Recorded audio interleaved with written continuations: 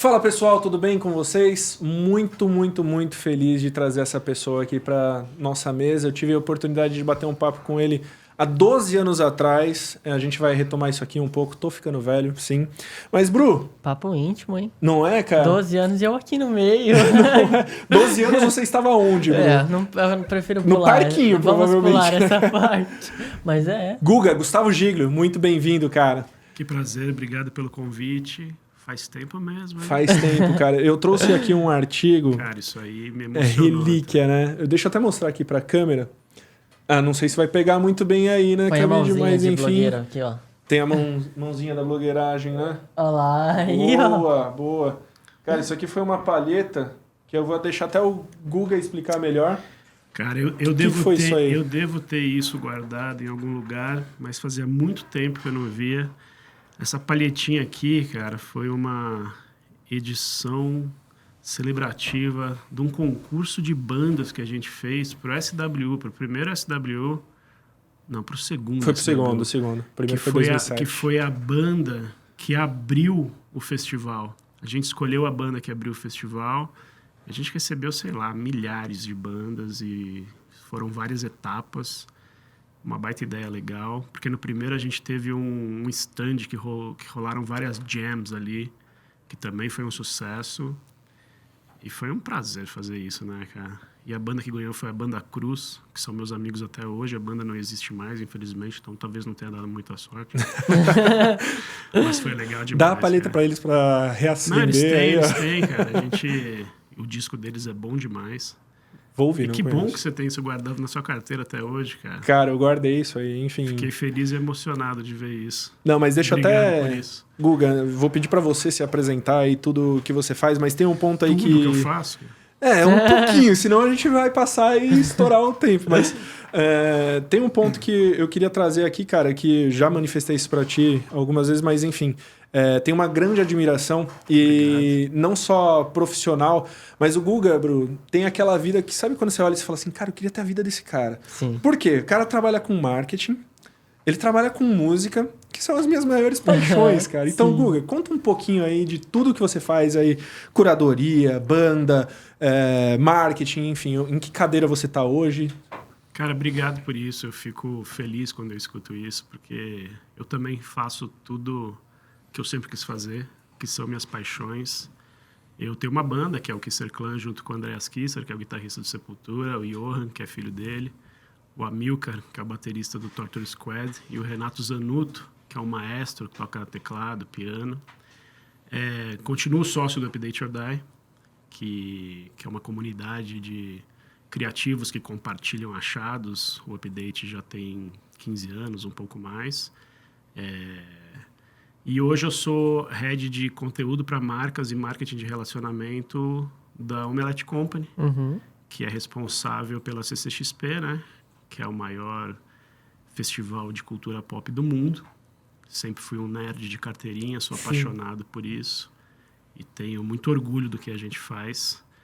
Eu estou no Omelette já há quase 4 anos, mas faço a curadoria do Unlock CCXP, que é a nossa conferência de negócios, que acontece 2 dias antes de começar a CCXP, para a indústria da cultura pop, né? Os bastidores, a parte de negócios para as marcas, né? Eu faço essa curadoria já há 7 anos. Então eu estou nesse mercado aí, nessa indústria já faz um bom tempo. E eu prometi aqui que eu ia deixar bastante tempo pro Que Bruninho isso, trazer as jamais. perguntas dele. Então deixa eu aproveitar Porque esse o momento. Bruninho é quem faz as perguntas difíceis, né? É ele, Não cara. sei, Não, e será? além disso, você já começou a trazer um universo aqui que é o dele, Guga, que é o mundo geek, nerd aí, cara. Você Já vai perceber era. que... Agora eu vou ter 12 anos de papo. Mas- Eu prefiro falar sobre isso do que sobre coisas difíceis, tá? Sim. Não, a gente vai pra essa Sobre linha, então. marketing, tecnologia, Com isso aí certeza. não sei falar sobre isso. Não, então vamos falar sobre isso aí, cara. Guga, você, enfim, passou por revista Trip também, Sim, enfim, sim. tem toda uma parte aí... Minha escola toda é disso aí, cara. Então, tem uma parte editorial aí de conteúdo, enfim, que você sempre trouxe na sua carreira. E, cara, como você acha que conteúdo se encaixa dentro da disciplina marketing?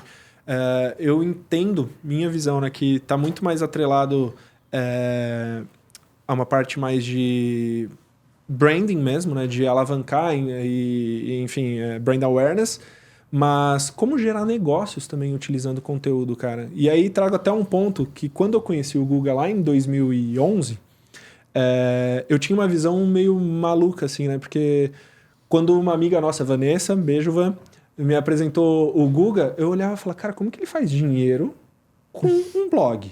Gerando conteúdo. Gerando né? conteúdo. E aí a gente percebe que hoje o marketing tem muito isso, de conteúdo, os influencers, enfim, as marcas pagando por conteúdo, né, cara? Como você enquadra conteúdo também para gerar negócios, não só para posicionamento de marca? Ótima pergunta, cara. Eu acho que nas últimas décadas a gente foi entendendo que a marca, para se aproximar das pessoas com verdade e conseguir criar e gerir comunidade da maneira correta, precisa entregar alguma coisa para as pessoas. E entregar alguma coisa que muda a vida das pessoas de alguma forma, né?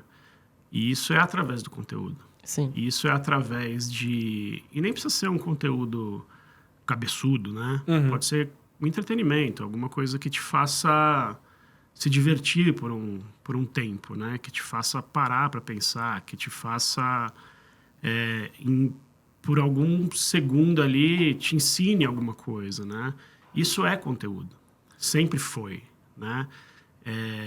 E as marcas, quando passaram a entender que isso é o melhor presente e se fazer presente dessa forma, eu acho que foi aí que nasceu o branded content, foi aí que nasceu o conteúdo customizado, foi aí que aquela rixa entre jornalismo e marketing começou a cair, né? Isso foi ali no final dos anos 90, começo de 2000, e isso acontece até hoje. Eu acho que isso é a semente do marketing moderno e o que a gente gosta de fazer, né? E eu sempre acreditei muito nisso. Por que não juntar? Porque marca a gente usa todo dia, né? Sim. É intrínseco ao ser humano e à sociedade, a gente consome, né? Não tem nada de errado com Sim. isso, né? Então, por que não quem está liderando isso, e a gente vive numa sociedade de consumo, por que não, né, quem tem esse poder entregar algo autêntico e de verdade que mude a vida das pessoas, né? Então, eu acho que, te respondendo, né, conteúdo bem feito, conteúdo que mude a vida das pessoas para melhor, e eu estou falando de forma simples, tá? Qualquer coisa. Eu acho que esse é o segredo de você conseguir monetizar isso, rentabilizar, fazer algo correto e certo. E às vezes eu acho que não está nem relacionado ao negócio, a rentabilizar isso, né? Então a gente vê hoje muitas empresas querendo compartilhar seu propósito, compartilhar. Sim. Tem uns que usam marketing de conteúdo para educar os seus clientes ou possíveis clientes a como usar aquele produto da melhor maneira possível, né? E não está necessariamente muitas vezes atrelado a rentabilizar. Tem razão, posicionamento, sim, né? Vou usar uma palavrinha aqui que pode estar defasada, mas bem utilizada faz sentido, que é o propósito, né? Exato. E eu acho que é isso mesmo, cara. E é muito característico, assim, né? Enfim, quando a gente acompanha seus projetos, a gente vê essa autenticidade, assim, né? De construção da marca, assim mesmo, né?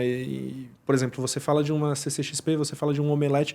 Cara, eu te vejo nisso, assim, né? Acho que é muito o universo que você gosta de surfar, assim mesmo, né, Guga? E como foi o começo, assim, pra você, cara? Enfim, não precisa lembrar, talvez, o primeiro post, mas lá com o update, cara, o WOD, a gente deixa o link aqui depois pra vocês acessarem. Como foi o começo, assim, disso, cara? De você sair na verdade, eu nem sei se você saiu, conta aí um pouquinho, mas você numa revista super conceituada, enfim, e aí começa o WOD com a base de geração de conteúdo mesmo. Como que foi esse desafio para você? Tudo na minha vida foi acontecendo junto, né? Uma coisa foi levando a outra, né? Eu, na Trip, conheci o Andreas por causa de um projeto na Trip, e a gente começou a tocar por causa de um lançamento do Sepultura na Trip, de um evento que a gente fez. Por causa da Trip, eu conheci o meu sócio no Update, e a gente fez um projeto junto pro Update. e a gente resolveu fazer negócio junto e transformar o Update num negócio e alavancar o negócio, porque tinha uma baita oportunidade e era o momento ali de surfar essa onda. Por causa do Update e da curadoria que eu estava fazendo, eu conheci os sócios do Omelete e fui fazer cobertura e entender a San Diego Comic Con e a primeira CCXP. E sempre fui leitor e admirador do Omelete. Vivendo o Unlock CCXP e o Update, eu quis empreender mais e criar minha marca de café, que eu acabei nem falando, né? Que é o Coffee Hunter, que tem a ver com branding, que tem a ver com design, que tem a ver com criar campanhas e tem a ver com branded content também, que é fazer o café para as marcas, né? Que é um branded coffee que a gente criou, eu e meu irmão. Eu acho maravilhoso. Então, uma coisa leva a outra, né? Eu acho maravilhoso assim, isso do café, Guga, porque acompanhando toda a história dele, cara, inclusive tem um café, parece. Essa sensação que você tem toda a construção ali e tem um café como produto. Porque desde muito cedo, e aí eu acho que é um privilégio mesmo, eu quis trabalhar com o que eu gosto. Eu sei que não é todo mundo que tem esse privilégio, né? E por curiosidade, por teimosia e por muita sorte, eu estive nos lugares que eu sempre quis, cara. E a Trip foi uma porta, assim, e ralei muito, cara. Eu entrei na Trip ganhando R$200, cara, sabe? Enquanto eu precisava pagar faculdade, transporte, etc. Só que fui atrás de bolsa, fui jogar, fui não sei o que lá, enfim. Como todo mundo passa, né? Sim. Enfim, né? E fui crescendo nisso. Mas isso eu tinha 16 anos de idade na faculdade. Né? E fui ralando. Mas eu sabia que se eu fizesse isso, eu tinha potencial e oportunidades para crescer. E fui conhecendo muita gente. E ainda acho que conhecer gente e ser curioso é um bom segredo para você evoluir no que você quer. E fui fazendo, cara. E continuo fazendo. Ainda acho que tem muita coisa para conquistar. E quero conquistar. Tem um post seu recente, Guga, que eu achei muito bom, Em Tempos de Blá Blá Blá. Ah, bom. Ele é o Du.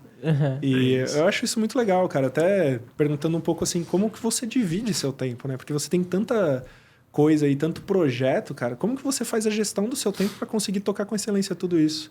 Cara, ultimamente as pessoas têm me perguntado muito isso. E eu acho que eu sei priorizar e sei focar no que no momento é mais importante. A cadeira que eu estou no Omelete hoje é o mais importante que eu faço. Porque é uma companhia muito grande, tem muita gente, eu tenho um departamento muito grande e é o que eu tenho feito com mais paixão, com mais tesão, com mais... A CCXP a gente está indo para a 10ª edição, né, que a gente vai celebrar a 10ª edição. É muito grande e eu estou bem concentrado nisso. O Update anda super bem, né, do jeito que está. A gente construiu um esquema ali de colaboração, de projetos especiais que entram. Então, a gente olha lá diariamente, tá, mas meu sócio está com a mão lá, indo super bem. O café, eu e meu irmão, a gente toca, mas são projetos especiais que acontecem a cada 3 meses, tal. Então, vai bem. A banda é um hobby super levado a sério, então quando tem show, eu me afundo lá nos ensaios e a gente faz com o maior prazer. Então eu consigo fazer porque eu sou super apaixonado por essas coisas, né? Então eu consigo priorizar, sabe? Eu consigo ter foco no que eu faço e não perder muito tempo. Eu acho que talvez esse seja o meu segredo. E só compartilhando bastidores aqui, uma exposição aí, Guga. Nessa ocasião que eu encontrei com o Guga aí, desse evento aí, comemoração do SWU, enfim, uma festa de final de ano, a gente foi no Café Piu Piu. Foi. E aí, bem bastidores mesmo, né? Mas chegaram ali no momento, pô, Guga, vai lá tocar, cara, pega o baixo e vai lá tocar. E eu lembro exatamente, Guga. Cara, acho que dá pra arranhar um Enter Sandman. Né? Uma música do Metallica. E eu olhando assim de fora, cara, enfim, eu me arranho também em alguns instrumentos, né? E ele falou, cara, dá pra tocar, né? Que não sei o quê. Corta. Do nada o cara tá em Rock in Rio assistindo o show do Metallica lá do palco e agora é baixista com o Andreas Kisser, guitarrista do Sepultura, pô. Viu? Falei que dava pra arranhar. Mas então aí você vê o perfil do cara também, né? De, pô, foi lá e fez acontecer, né, cara? Então, o Dudu aí de novo, né, cara? Mas, Guga, queria trazer um papo aí para a parte de tecnologia da coisa. Você é um apaixonado por conteúdo, enfim, você... primeiro, depois eu vou querer até saber um pouco do seu processo criativo, enfim, mas com as inteligências artificiais generativas, cara, um monte de ferramenta aí para gerar conteúdo com muito mais dados do que qualquer cabeça que tem, mas também tem o lado da autenticidade, que acho que é para onde você vai, sua veia criativa. Como você tem usado isso? Você tem usado? Como você vê o uso disso para construção de conteúdo, cara? Favoreceu? Você acha que o conteúdo, enfim, perdeu qualidade? É uma conversa que está em todos os fóruns, né? Sim. Eu tenho visto com muita curiosidade e tenho tentado acompanhar. Eu acho que são coisas inevitáveis, né? E que está mexendo em vários segmentos da indústria. O nosso, o entretenimento, principalmente, com várias consequências. A gente vê, por exemplo, agora uma greve, né, de roteirista, de atores, enfim. A gente vê os efeitos na publicidade, várias discussões e polêmicas. Eu acho que a gente precisa aprender a usar e precisa regulamentar de uma forma justa, né? Eu testei algumas coisas ali, eu acho bem impressionante, como eu disse, inevitável.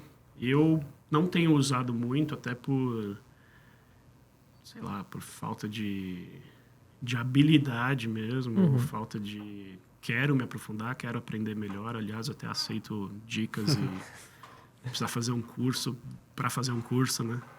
E eu vi muitas conversas sobre o ChatGPT, sobre Midjourney, mas é sempre, vamos perder o emprego para essas coisas. Eu não acho que é isso que vai acontecer. Eu acho que a gente vai ter que... Talvez a gente perca o emprego para quem saiba usar bem, né? E quem sabe onde isso vai ser útil, né? Mas eu sinto, por exemplo, que para a produção de conteúdo, de matérias, de artigos, de posts em redes sociais, de campanhas publicitárias, de briefings, isso vai ser mais um braço muito forte, sabe? Vai ser mais é como se você tivesse mais um departamento ali para te ajudar e que vai ser uma dupla de criação para sua cabeça, né? Como eu usei, por exemplo, né? Vou falar do café agora, que a gente fez uma campanha bem legal. Eu escrevi o briefing com meu irmão, a gente definiu uma campanha e eu joguei toda essa campanha e todo esse briefing e perguntei o que estava faltando. Perguntei o que mais eu podia fazer. E recebi sugestões muito interessantes, que realmente estavam faltando. E usei essas sugestões. Até em cópia, assim, até em legenda de texto e tal. Algumas coisas precisei arrumar ali, porque os textos não estavam tão redondos, mas também porque eu não paguei as versões, né? Então, eu vejo muito potencial nisso. E estou falando de um uso bem comum, assim, que qualquer pessoa está usando, né? Mas vejo muito potencial e como eu estava falando, tem coisas que estão criando filmes inteiros, né? Sim. Que estão criando atores e atuações em poucas horas, né? Então, eu acho que o impacto para computação gráfica, efeitos especiais... o que aconteceu aí, a polêmica do comercial da Volks, né? Sim. Por exemplo, isso aí tem tanto contexto, né? Tem tantas coisas a serem discutidas em relação a trazer ou não uma personalidade da morte, né? Eu acho que antes disso a gente estava até conversando agora há pouco, usaram a música certa, né? A pessoa aceitaria isso, né? Quem tem o direito ou não de definir se a pessoa gostaria de ser lembrada dessa forma, né? Sim. Acho que antes disso são várias as discussões, né? Sim. Porque tecnologia pela tecnologia sempre foi algo a ser discutido, né? E aí tem que ter o conteúdo bom ou não. Sim. A gente fala da greve dos roteiristas e eu lembro da She-Hulk zoando exatamente com isso, que tem uma inteligência artificial que faz o roteiro e tal. Então... Tem uma greve de Hollywood agora também, né? Sobre os direitos da imagem da inteligência artificial, né? A própria primeiro episódio agora de Black Mirror, né? E é engraçado a gente falar de Black Mirror porque antes a gente tinha uma visão muito do que vai acontecer e agora tipo, já está acontecendo. Foi passado o lançamento. Mas é muito louco você assinar um contrato em que você dá o direito de usarem a sua imagem, a sua voz ad eterno. Sim. Então não tem como você aceitar um negócio desse, porque realmente, cara, daqui 200 anos vão estar fazendo um podcast comigo sentado aqui, falando coisas que às vezes você nem falaria. Você falaria melhor, beleza. Mas não é verdade. Mas isso é muito louco, velho. Porque aí vai para fake news os deepfakes ali que implicam em política, em pornografia, em propaganda. Mas é que a gente tende a olhar sempre pro lado negativo, né? Eu acho que tem muitas coisas positivas que podem vir daí também. Mas é o ser humano, né? Com certeza. O ser humano... Mas eu sou um otimista em relação a facilitar trabalho, né? Mas eu acho que a emoção do ser humano, por exemplo, ao compor uma música, né? A imperfeição do ser humano faz diferença, né? A coisa do tempo ali, por exemplo, vou dar um exemplo. Eu gosto muito mais do que é visceral e mais orgânico do que a punhetação técnica ali por isso que eu gosto muito mais do Metallica do que do Dream Theater, sabe? Eu sei a diferença, sei que são muito melhores e mais técnicos e não sei o que lá, mas eu sei a diferença que faz você não ser tão técnico na hora da emoção, sabe? Então eu acho que sempre vai ter isso entre a inteligência artificial e o ser humano. Que nem escrever um livro, né, cara? Estão escrevendo livro em 5 minutos, né? Sim. Então, sei lá. Tem dois lados assim que eu penso muito, né? Que, por exemplo, tem muita gente... e não julgando aqui, né? Mas tem muita gente até gerando um negócio de, põe um e-book de um curso na internet que não sei o que, feito pelo ChatGPT, que às vezes nem tem uma curadoria desse conteúdo, nem tem muito o que ensinar, porque a pessoa não fez essa análise do material, publicou e começa a lucrar a partir desse material divulgado. Tem bastante. Buchiteiro desse tipo sempre existiu, né? Sim. E quem se aproveita desse tipo... Porra, o Threads lá, que lançou no dia seguinte, já tinha gente vendendo curso de como bombar no Threads. No dia seguinte. Não deu nem tempo de ver a ferramenta. Não foi nem uma semana. Sim. Você fala, não é possível, cara. Sabe? Com aquela metodologia toda de como vender curso, de não sei o que lá, e você fala... Mas pelo outro lado aí, né, cara? Mas olhando pelo lado positivo, assim, eu também acho que deu acesso a uma galera a gerar conteúdo, assim, né? Talvez pessoas com mais dificuldade de uma redação, enfim. Então isso nivela um pouco também melhor o conteúdo, né? A internet em si já foi um espaço para todo mundo gerar conteúdo, né? Hoje todo mundo gera conteúdo e se você parar para olhar as redes sociais, tem muita gente que se cobra por não gerar algo que seja útil para as pessoas e às vezes você nem precisa. O objetivo do Instagram não era você gerar conteúdo e ganhar seguidores, era você publicar as suas fotos apenas. Esse é o mal dessa era, né? Sim. E tem uma geração toda que se diz creator e influenciador que posta a foto da cara lá o dia inteiro, né? E aí, sim, você não é obrigado a produzir conteúdo e postar algo lá. Eu mesmo, cara, eu não faço isso. Que nem outro dia me perguntaram qual é a sua metodologia. Eu falei, mano, que metodologia? Eu posso. Né? E, enfim, eu... Mas tem uma linha de raciocínio por trás dos seus posts ou deu vontade, Guga? Não tenho, cara. Eu tento não fazer merda, né? Tá conseguindo. Nem me expor em situações ridículas, nem expor ninguém à minha volta, assim, enfim. A gente cria uma persona ali, enfim, eu quero compartilhar o que eu gosto e meus achados e meus trabalhos e... Enfim, né? Acaba virando um diáriozinho ali E eu uso ali para lembrar dos momentos, né? E das viagens, enfim. E pontuar o que eu estou vivendo ali, principalmente. E uso para ir rever, inclusive, até para procurar coisas. E sempre usei dessa forma. Enfim. Mas o que você falou, tá certíssimo, cara. Mas vira um lance ali também de ostentação, né? Vira um lance de todo mundo querer ser melhor. Tem essas mazelas que mudou a sociedade. Aí a gente tem que tomar muito cuidado com isso.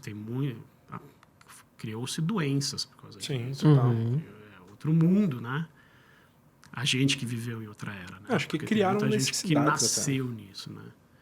E é muito louco, cara. Onde que vai parar isso? Não vai parar, né?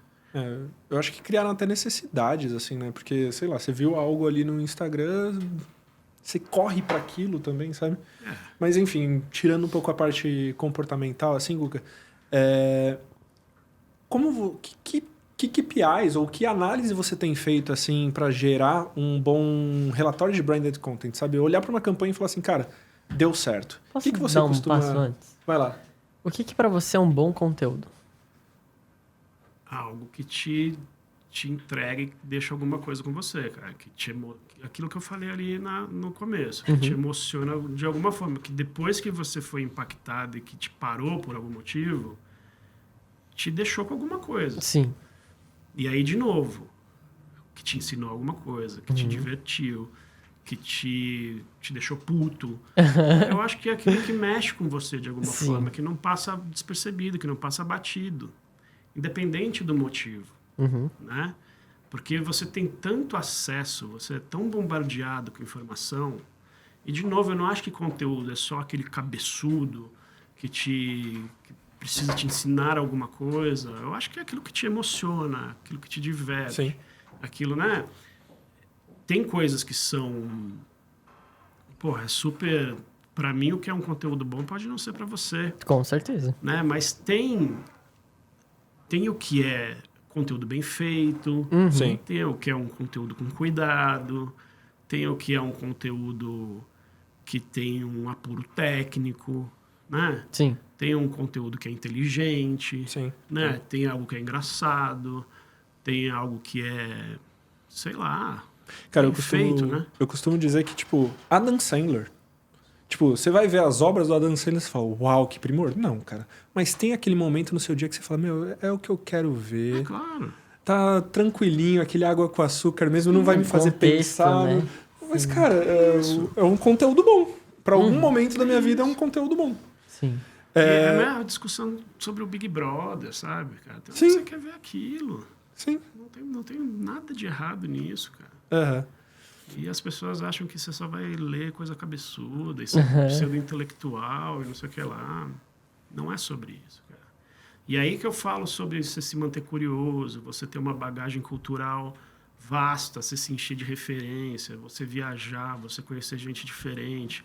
É aí que você está pronto para ter um monte de ideia, para ser criativo, para ter soluções rápidas, para ser objetivo, para ter... Aí você consegue fazer um monte de coisa. Aí você consegue criar projetos diferenciados. Aí você consegue fazer uma porrada de coisa e saber priorizar. Aí você consegue ter foco.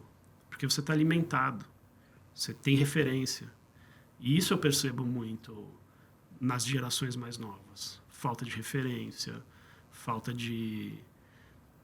Sabe? De bagagem cultural, cara. Sim. Porque tem um monte de gente que não tem conhecimento, que não quer ser abrangente, que não quer... Isso é uma cagada, porque a gente tem tanta coisa, cara. Sim. E quanto mais você conhece, mais você entende que você não conhece porra nenhuma, cara. Sim. Né? Sim. E aí, sua visão de mundo muda, você fica mais curioso, você quer conhecer mais. E isso é uma maldição, né, cara? Sim. Sim. E assim, vou chegar nessa pergunta, porque eu acho ela muito boa, mas eu tô fazendo uns caminhos antes. A gente tá falando que nem nessa questão de bom conteúdo pode ser bom pra uma pessoa, não pra outra, de te tocar, né, te comover de alguma forma. Você acha que todo conteúdo precisa ser performático? Não. Precisa ter boa performance aí entre os seus pontos Sim. de KPIs? Pronto. Não, cara, porque aí a gente entra na cauda longa que é a internet, né? Aí entra o trabalho, por exemplo, de um bom curador. Sim. Tem um monte de conteúdo bom pra cacete, que tem poucos seguidores, que não tem alcance, que não tem audiência. Aí tem um monte de... É muito diferente o que é uma coisa, um bom conteúdo do que é popular, né? Sim. Do que... Aí tem um monte de coisa, né? Aí tem as pessoas que são populares, aí tem o algoritmo, aí tem o que foi incentivado, o que foi, enfim, que teve mídia, o que é famoso, quem é celebridade. Eu acho que aí são coisas muito diferentes, né? Não acho que é só o que performa bem, não. Sim. E acho Guga, que é bem diferente. Você estava falando um pouquinho aí de pessoas menos curiosas e coisas do tipo. Vou trazer um papo, porque além de tudo isso que a gente citou, você também é dindo de uma nova geração Z aí, né? Então, cara, como você percebe essa galera em relação à aproximação de marcas? Enfim, eu, de certa forma, vejo pessoas mais conscientes. Ah, sim. Consumidores mais conscientes, né? Isso é um pouco pela bagagem, talvez, dos pais terem se aproximado de marcas e frustrado e gerado conhecimento para essa galera, ou de boas experiências, mas... Cara, eu tenho a percepção de que como eu me relaciono com essa marca é diferente de como uma criança hoje em dia se relaciona com essa marca. Como você percebe isso? Cara, eu tenho muita sorte nisso. Sou padrinho de muita gente por aí. Tenho 3 meninas ali, a Manu, a Isa e a Duda. 2 têm 15, uma tem 19. Mas eu tenho um sobrinho de 6 anos, que é o Dante. Um de 5 anos, que é o Matheus. Mas as meninas, cara... Elas sempre trazem muitas coisas para mim, me ensinaram muito. E a gente conversa muito sobre isso. Laboratório em casa, né? Laboratório em casa, cara. Foram elas que me apresentaram o Billie Eilish, BTS, essa onda de K-pop, tudo. E é muito foda, cara. O que eu acho dessa geração é que elas têm muito acesso a tudo. Elas são muito conscientes. Elas não têm muita experiência de vida, né? Elas não foram brincar na rua. Sim. Elas não pegaram busão ali com 11 anos para ir para a escola, que nem a gente fazia. Não tocaram campainha e saíram correndo, né? Não tiveram aquela experiência da fogueira na praia tocando violão sozinho, porque é outro mundo, né, cara? Outro perigo, é diferente, né? Mas eu entendo a relação que elas têm com as marcas que elas são apaixonadas e que elas acreditam. E para elas mudarem de opinião é assim. Se a marca faz alguma merda, se as marcas não estão alinhadas com o que o mundo preconiza como correto, né? E o que é correto hoje é meio mais claro, né?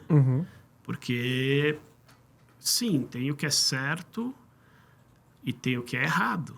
Não tem muito mais um meio termo, assim, né? E a gente passou por um momento aqui no Brasil que a gente viu absurdos, que são muito absurdos. Sim. Né? E muita gente defendendo certos absurdos. E eu vejo uma geração de mulheres e meninas de 12, 13 anos sabendo que isso é um puta de um absurdo. E envergonhadas de terem um avô, por exemplo, que defendem certos absurdos. Então, eu acho que essa geração está protegida e num caminho muito bom. Sim. E isso enche a gente de orgulho. E conseguindo ter uma conversa como essa, né? Pelo menos em casa é assim. Isso acho ótimo. Só que são muito mais sensíveis, né? Ao lance do bullying. Sim. Ao lance do... Porque na nossa época, mano, a gente resolvia bullying com... Bullying também. Mas a gente ficava chateado também. A gente se sentia excluído. Mas, porra, mas isso cresce uma geração problemática também. Sim, né? Claro. Eu sofria bullying, eu quebrava a perna do amiguinho, né? Tá errado, né? Reveja, né? Exato. Eu acho que, assim, pensando em geração, eu acho que a gente está cada vez mais consumindo marca e não produto e não serviço. A gente consome aquela marca e vou atrás dela por conta do propósito do que a gente falou. E aí eu lembro de uma história, eu acho que eu já falei contigo sobre isso, que eu achei muito engraçado. Um pai brincando com uma filha, eles saíram correndo pra pular na piscina. Aí o pai saiu correndo na frente e falou, Jerônimo, e pulou. A menina saiu correndo atrás e falou, McDonald's, e pulou. Aí o pai chegou e falou, por que você falou isso? Ela, achei que a gente tava falando a nossa marca favorita de hambúrguer, né? E tipo, não tem, não é isso, não. É isso, não. É engraçado ver como a gente tem mudado para esse lado, né? Então, antigamente, você ia lá, tinha 3 produtos no mercado, hoje tem 500 e você compra aquele que tem uma marca que agrega com seus valores pessoais. Sim. Eu acho que é uma geração que também é muito ligada no impacto do branding, né? Como a gente também sempre foi, e isso dá um status, né? E elas querem se sentir parte de algo, né? Do grupinho, como sempre foi, mas isso é uma coisa de fazer parte de grupo, coisa do capitalismo mesmo. Sim. Sempre aconteceu isso, mas eu acho que são mais conscientes mesmo do que essas marcas representam, sabe? Sim. E aí, isso é muito legal, que faz parte do que a gente conversou sobre o conteúdo e entregar alguma coisa. E isso é a lembrança de marca mais interessante. Então, aí eu falo, por exemplo, numa CCXP da vida, quem consegue criar ativações diferenciadas que marcam e emocionam as pessoas, ficam e viram top of mind de comunidades e gerações para sempre. De uma comunidade muito leal, né, cara? De uma comunidade muito apaixonada, super aficionada. E isso é o que a gente quer fazer, isso que a gente quer levar para as marcas, é isso que a gente fala. Uma vez que você entende que você precisa estar nessa jornada o ano inteiro e não só aparecer lá na hora, primeiro que a gente não é uma feira, a feira do automóvel lá, que vai ter um carro... No lançamento. Né? Você precisa estar com a gente o ano inteiro e conversando com essa galera. E nem falo só o ano inteiro, o tempo inteiro. Né? Jornada mesmo. A jornada toda. Essa galera que cresce com a gente, que está o tempo inteiro com a gente, que é completamente apaixonada e emocionada e que chora mesmo de estar lá. São famílias emocionais, é o melhor dia do ano para as pessoas. Então, a gente tem depoimento que é o melhor dia da vida da pessoa. Né? Você ganha essa pessoa para sempre. E a pessoa passa o dia inteiro lá, os 4 dias inteiros lá. A pessoa gasta muito dinheiro lá, porque quer ter aquilo. A pessoa tem o quarto lá, cheio das coisas. Né? Então, assim, vira a marca que a pessoa é mais apaixonada. E aí, na próxima edição, tenta levar alguém que tem essa proximidade. Isso. Tipo, vem ver o que eu vivi, sabe? Isso. Mas também tem um movimento aí do no branding. Como você vê isso, Guga? Exemplo, meu pai tá aqui no estúdio hoje acompanhando o podcast e meu pai é uma pessoa, na minha opinião, muito no branding, porque tem uma marca famosa, esportiva aí que meu pai não suporta usar artigos dessa marca. Por algum motivo. Porque ele acha aquele logo gigante, ele fala, cara, eu tô me sentindo um outdoor ambulante dessa marca. Como você vê essa movimentação de no branding também com as marcas? Porque a marca faz errado, cara. Porque faz errado. Mas faz errado ou faz errado para aquela pessoa? Faz errado para aquela pessoa, porque é feio, né? Se posiciona errado, concordo. Não precisa ter o logo, o tamanho... Estampadão? Não precisa, né? Tem gente, quem gosta, sei lá, é meio brega, né? Enfim, quer ser um logo ambulante, concordo, teu pai tá certo, né? Boa, pai. Mas, enfim, como você vê isso? O lifestyle de quem usa aquilo é outro, né? Sim. Sei lá. Eu acho que quem faz o no-brand é uma estratégia também, né? E tem né, o estilo, esse tipo de estilo aí que eu gosto, eu acho que faz parte, mas eu acho que é uma estratégia. Sim. Né? Sim. E eu concordo. Eu acho elegante, eu acho chique, eu gosto. Trazendo esse ponto de estratégia, a sua visão mesmo, assim, o que seria um bom lugar, talvez, né? Bom, também é muito conceitual, mas para uma empresa estar. Não é igual a gente está falando aqui, são públicos diferentes, são lugares diferentes. Vou trazer o exemplo do Omelete. Eu lembro o Omelete muito forte no Facebook, que na época era a rede social que mais bombava. Hoje a gente tem 500 redes sociais diferentes. Então, assim, como olhar estrategicamente e falar assim, aqui é um bom lugar para minha marca estar? Hoje a gente é omnichannel total, né? Eu não sei responder isso. Eu acho que depende muito de onde que a conversa é mais civilizada, né? Aham.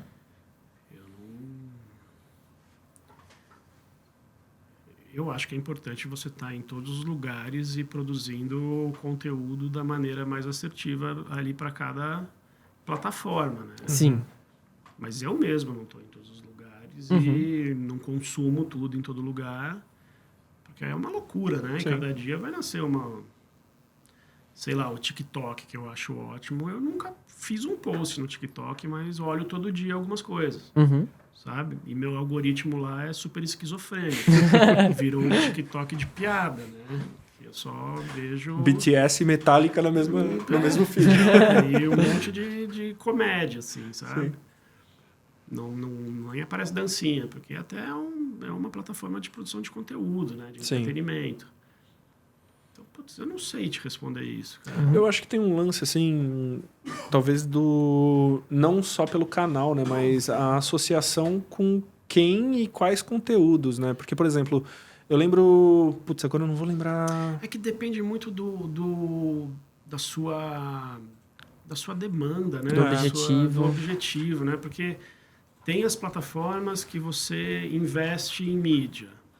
Tem o seu KPI, né? Você precisa de audiência, você precisa... Tem as campanhas que você é contratado a entregar não sei o quê. Sim. Depende se você está em busca de audiência, né? De page view.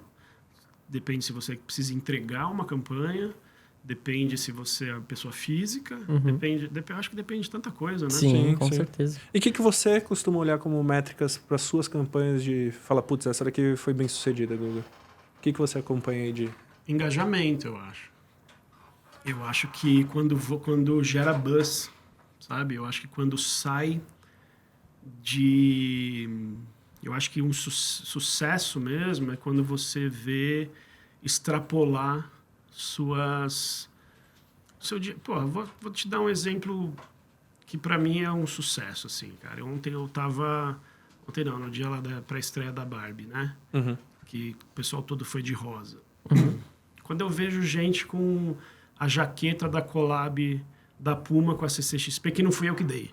Quero falar sobre isso. Que alguém comprou, sabe?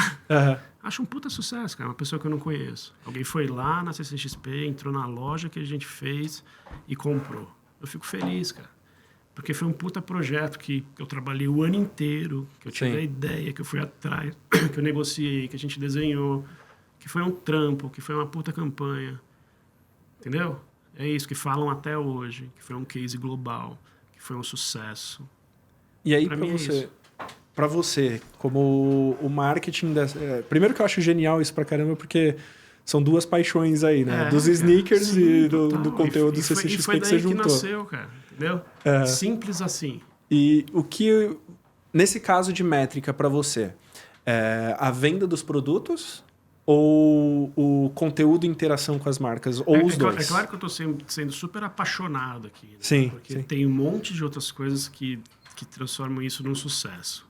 Porque foi sold out, porque teve um investimento, porque foi uma puta parceria, porque a gente conseguiu entregar um baita produto de qualidade. Porque se encheu de tênis. Exatamente. Pior que não, cara. Tem um de cada. Não, mas tem essa questão do objetivo que você trouxe, que é importante. Às vezes, assim, pra ele aquela métrica vai ser boa porque é o objetivo dele, mas pra gente não, porque o nosso objetivo é outro, isso. né? É isso. Mas assim, ter visto, por exemplo, a comunidade sneaker escrevendo sobre, ter chegado na comunidade sneaker de fora do país, né? Virar um item de colecionador limitado, exclusivo, e ter gente procurando isso até hoje. Sim. Sabe assim? E realmente, cara, ver gente que não é da bolha, que não... usando, pra mim é foda. Entendeu? E é isso, cara. E eu lembro que eu participei de uma conversa com o pessoal da XP, e o cara que estava mediando a conversa lá no começo do ano passado, acho que foi em fevereiro, assim, mais ou menos, perguntou se eu tinha algum objetivo. Eu falei assim, eu quero lançar uma collab com uma marca foda esse ano, sabe? E o que você tem? Eu falei, preciso ter ideia, preciso ir atrás, preciso negociar, blá, blá, blá, quero chegar na CCXP e ter uma ação especial, né? Pô, a Bruna Marquezine, embaixadora, foi lá fazer o papo comigo e ela abriu a loja. Ela vendeu o primeiro tênis, sabe? Então foi de ponta a ponta o negócio. Caraca. Então, assim, eu tenho muito orgulho desse projeto mesmo, cara. E não foi fácil. Não, imagino, né? Mas foi super prazeroso. Sim, sim. E, Guga, pensando um pouco aqui em CCXP, quando que acontece a próxima? Dia 28 e 29 de novembro é o Unlock CCXP, que é a conferência de negócios, que eu faço a curadoria. Do dia 30 ao dia 3 de dezembro é a CCXP. E tem spoiler aí que você já consegue compartilhar? Claro que não, indo muito a fundo, mas Olha enfim. só. A gente já divulgou bastante coisa. Tem tudo lá no nosso Instagram, no site. Perfeito. O Unlock tem bastante gente confirmada, mas eu posso dar um destaque da CCXP, que é o Bruce Dickinson, que vem palestrar pra gente no Thunder. Cara, só pra falar que a data coincide com o meu aniversário. E o Unlock com o meu, né? Estão convidados, por favor. Animal. Até conta um pouquinho sobre o evento, onde que ele acontece, enfim, pro pessoal que a de CCXP casa. Acontece sempre no São Paulo Expo, que é o único lugar no país que cabe ali 300 mil pessoas. A gente pega o complexo inteiro. Quantas pessoas? 300 mil pessoas. Divididas em 4 dias.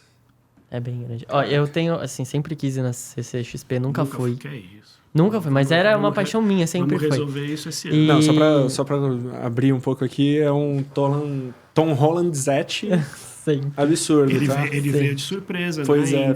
Pois é. Eu ia nessa edição, não fui, porque eu ia com meus amigos da faculdade, todo mundo desistiu. Eu falei, sozinho eu também não quero ir, né? Você não ia sozinho, você ia com o Tom, cara. Então, eu me perdi a oportunidade, enfim. Mas era engraçado porque tinha uma amiga minha, ela e o namorado dela, eles se programavam pra isso. Eles sabiam as datas, então ela já tava pensando qual cordão ela ia querer. Ele já tava fazendo o cosplay dele, ele quis montar sozinho, mas ficou muito bom.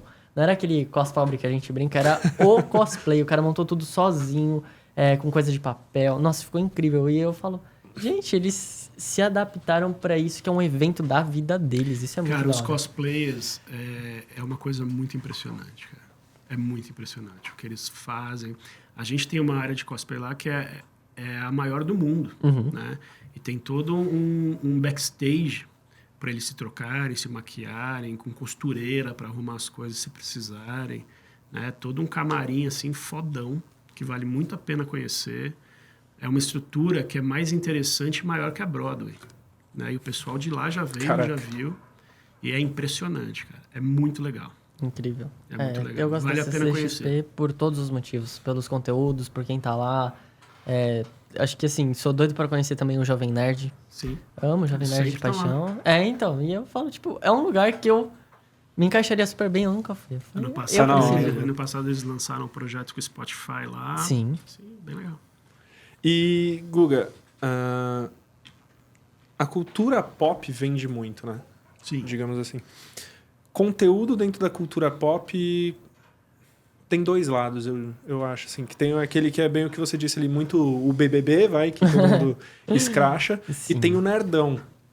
Como eles se conversam na sua cabeça para uma marca? Então, por exemplo, um patrocinador do Big Brother patrocinar também uma CCXP, assim, sabe? Como isso conversa, cara? Cara, eu acho que são momentos diferentes, né? E consumos diferentes. O Big Brother é uma bazuca... Massa total. Total. E muita gente, né, cara? A cultura pop hoje, uma CCXP, também pode ser... É segmentado, mas são nichos cada vez maiores. Né? Já é mainstream, né, cara? Cara, é mainstream, né?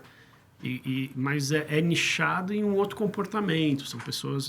eu acho que é um pouco de tudo isso que a gente está falando, né? São aqueles apaixonados que quando a marca acerta a conversa, fica para sempre, né? E que tem poder aquisitivo, que passa a consumir com frequência. E eu acho que são estratégias diferenciadas, né? Eu acho que a marca, quando abraça uma CCXP... entende que dá para fazer coisas exclusivas, coisas limitadas, ações pontuais, né?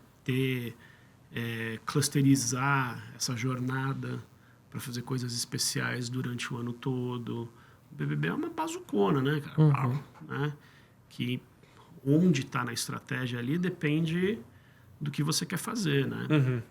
Mas eu acho que em determinado momento funciona junto, enfim. Sim. Eu acho que dá certo. E assim, na questão de geração de conteúdo, até pensando nessa parte mais pop, ao mesmo tempo que é fácil, é muito difícil. Porque você sempre vai ter um conteúdo para falar sobre e tudo mais, mas eu vejo a galera que principalmente que segue, cobra muito um posicionamento. Então, vou dar um exemplo. O filme do The Flash que saiu recentemente. Todo mundo foi achando que ia ser bom. Queriam ver o Batman, viram o Batman, não assisti ainda. Mas tá todo mundo falando mal do filme. E aí, quando você gera um conteúdo... Mal, né? Aí, quando você gera um conteúdo, eu acho que essa é a parte difícil de... Como que eu vou posicionar isso, né? Tipo... Óbvio que tem que ser no meio termo, não pode ter vieses, mas... É uma coisa muito difícil. Pelo menos na minha cabeça, assim, pensando, é uma coisa complexa. A Puma tá bombando no filme, por exemplo. E não vi ninguém falando sobre isso. São tênis ótimos. Uhum. O filme não é ruim, não, cara. Quer dizer, o Batman do Michael Keaton tá muito foda, né? E foi muito emocionante. Eu queria ir só o primeiro por isso. filme que eu vi no cinema, cara, em 1989, é o primeiro Batman. Eu acho que tem muita coisa por trás, cara, em relação a isso. Que é a cagada toda da DC, né? O problema com Ezra Miller, não sei o quê. E aí, o filme sofreu essa consequência, fora todo o marketing que teve antes, colocando como um dos melhores filmes, não sei o que lá, e não é. Mas o filme não é ruim, não, cara. Você vai gostar. Assistirei. E o final, que sofreu por causa do CGI, e aí tem tudo a ver por causa da questão do problema da categoria também, de não ter tempo para finalizar a questão. Então, é maior a questão, sabe? Só que a galera também leva tudo muito a sério, né? Sim. É o filme do Batman, velho. Do The Flash. Ô, Luga, Sim. e você, em alguma campanha... Eu também levo a sério, mas, gente, Calma lá, né? calma lá. Cara, eu lembro de uma discussão no prédio, dois barbudos lá conversando. Ah, cara, porque tal cena do Batman é muito falsa, porque se ele pula segurando o cabo, o braço dele quebra. Aquilo assim, eu falei, vocês estão ligados, né? Que é tipo o Batman, Eu fico um super-herói. triste também, Vocês sabem disso, Eu né? fico triste saber que o Batman não existe, cara, mas porra. Pois é. Mas, Guga, Calma lá, né? você já teve alguma campanha assim que você sofreu algum hate, cara, que dá pra compartilhar alguma marca? Claro, não você pessoa física, né? Mas... Eu já sofri hate de pessoa física também. Mas e aí... Eu sofri hate dos fãs do CCXP, porque a gente não soltava, não anunciava quem vinha, cara. O Caramba. pessoal foi lá me cobrar, cara. Que fica fazendo foto aí de tênis enquanto não campanha da CCXP. Eu falei, calma, gente. Não vai soltar, vem todo mundo. Mas é super contornável, eu entendo, cara. É muita paixão. É muita paixão e paga caro, né? Sim. Mas vale a pena. Só ter paciência que vai dar tudo certo. Porque é muito louco, né, cara? Porque é um evento que, por exemplo, já tá sold out sábado, cara. Né? Já tá o Epic, o Full Experience, o Unlock vendendo, daqui a pouco tá sold out também. Sem a gente anunciar tudo. Sem a gente anunciar quase nada, né, cara?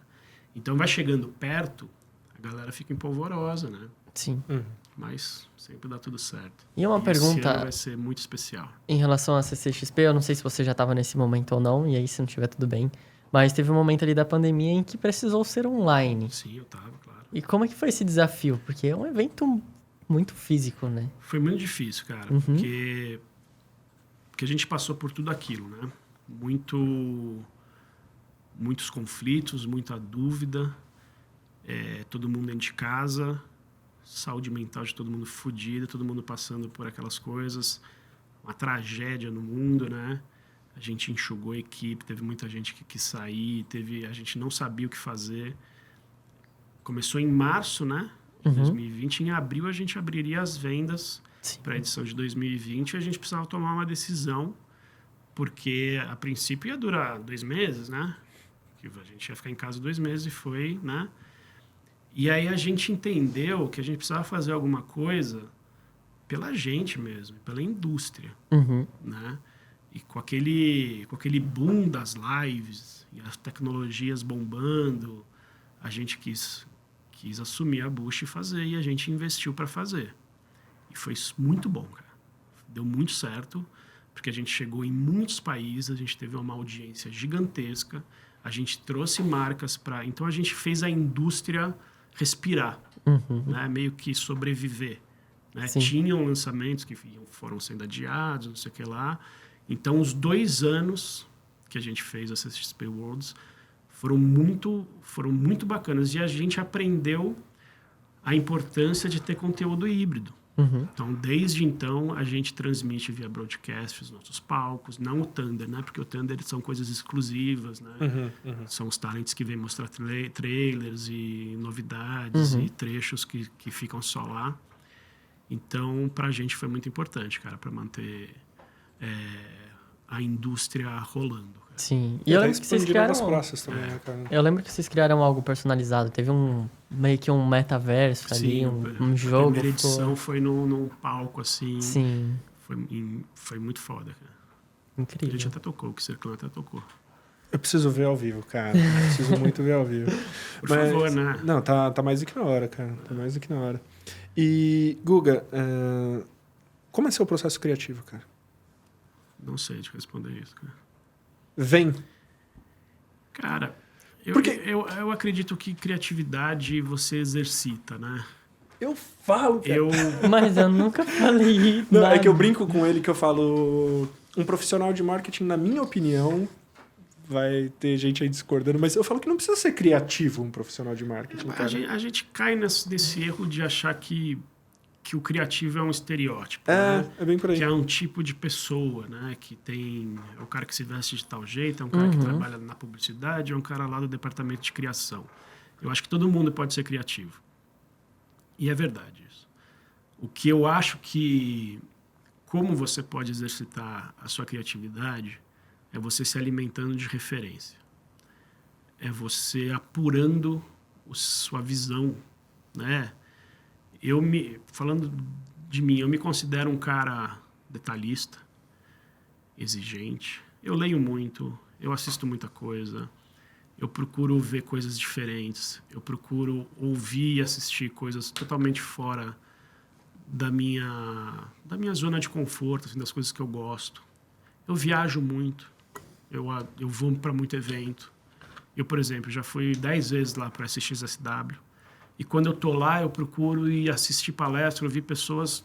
Não um cara que vai falar de publicidade e de produção de conteúdo. Eu vou ver lá o cara falar de cogumelo, sabe? Vou lá ver o astronauta que cuidava da alimentação, das coisas do Apollo. Isso vai me trazendo coisas diferentes. E eu vou no Google. Quando você vai pro SXSW, eu já grudo ali no Instagram e fico acompanhando, cara. Cara, mas há 10 anos eu ia lá ouvir as meninas falarem sobre feminismo, entendeu? Sim. E aí isso foi aguçando minha curiosidade. Sim. Sabe? E aí eu me sinto mais preparado para tentar trazer soluções algumas vezes mais simples, cara. Eu não acho que o cara criativo é o cara que tem uma puta ideia disruptiva, que, meu Deus, como você é criativo e não sei o que lá. Eu concordo. Eu acho que não é criar do zero também. O Coffee Hunter, cara, que a galera adora, que não sei o que lá. Pô, eu juntei paixões de novo, cara. Eu sempre fui apaixonado por café. Aprendi a tomar um café de qualidade que é diferente do que a gente cresce tomando. Tudo bem, o café extra forte do Brasil lá é um café queimado para disfarçar imperfeições, só que o brasileiro tem o melhor café do mundo, cara. E aí quando você aprende, aí quando eu fui estudar a cadeia do café, eu entendi que eu podia fazer esses nanolotes especiais com pessoas maravilhosas, o fazendeiro, o mestre de torra. Eu entendi a cadeia ali e quis fazer nanolotes ali de 100, 150 cafés e unir com design, que eu adoro o design. As caixinhas, as camisetas, os pôsteres, né? Adesivo, pacotes legais para vender. E aí entendi que eu podia fazer isso para as marcas, que é o que eu faço, cara. Projeto especial para marca. Então fiz para XP, fiz para Sepultura, né? Fiz para um monte de marca. Estou fazendo agora uma para Pod Factory, sabe? Aí é projeto especial para as marcas, né? E aí a gente faz o branded coffee. Porra, aí o perfil de torra tem a ver com cada marca.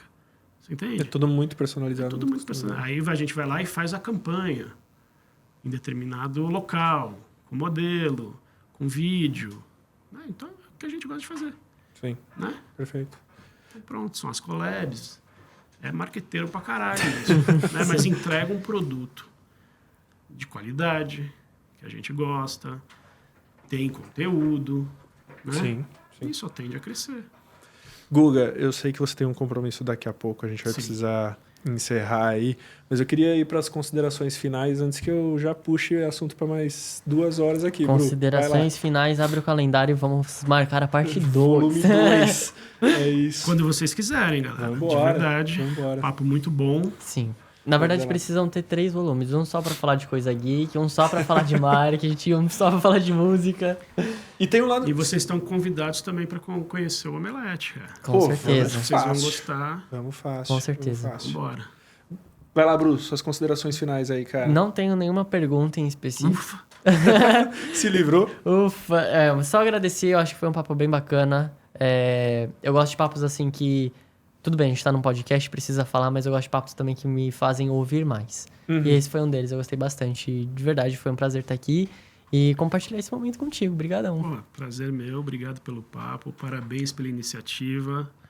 Me senti muito bem aqui conversando com vocês. Que bom. Obrigado. Valeu. Guga, eu tenho uma pergunta assim, cara. Já tinha acabado. E eu quero o cara que faz a pergunta difícil. Não, mas é fácil, assim, cara. E são 2. Primeiro, o que você vê assim como uma tendência de cenário aí, marketing pro mercado geek ou cultural, entretenimento, enfim? E uma segunda, o que você vê de perfil de um profissional de marketing, assim, que é o que te brilha os olhos hoje, cara? Eu vou soar repetitivo, mas eu me interesso por pessoas curiosas e cheias de referências. E me interessa a gente chama de slashers, né? Pessoas que fazem várias coisas. Porque muitas vezes, cara, eu entro em conflitos comigo mesmo. E você me perguntou como que você faz tanta coisa. Uhum. E às vezes eu até achei que em alguns momentos isso podia depor contra mim. Pô, o cara faz tudo, né, velho? Quantos empregos o cara tem, o que o cara faz e que não sei o que lá. Entrar na síndrome do pato, cara, que nada voa. Pois é, mas assim, eu acho que quando você consegue priorizar, fazer bem, não gerar conflitos desnecessários e não sei o que lá, isso tudo acaba sendo quem você é, né? Se eu não tivesse alguma dessas coisas, eu continuaria sendo quem eu sou. E eu acho que o que importa mais é como você trata as pessoas, o que você produz, o seu trabalho falar mais alto do que qualquer cargo, qualquer cadeira que você esteja. Então, eu acho que a pessoa que tem vários interesses e circula bem entre os lugares chama atenção, né? E isso acaba te posicionando bem, né, cara?